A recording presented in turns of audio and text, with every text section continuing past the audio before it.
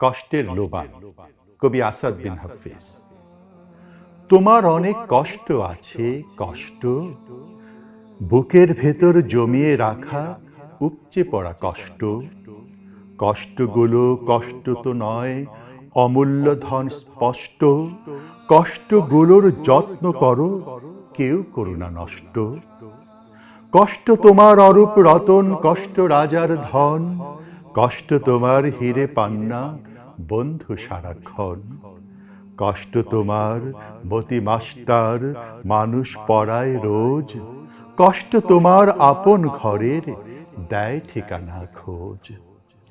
কষ্টটাকে আঁকড়ে ধরো, আগলে রাখো তারে। কষ্ট ছাড়া কে আর এমন আপন এ সংসারে। কষ্টগুলো অস্ত্র বানাও, কষ্টে লড়াই করো। কষ্টগুলোই মানুষ বানায়, মানুষ করে বড়।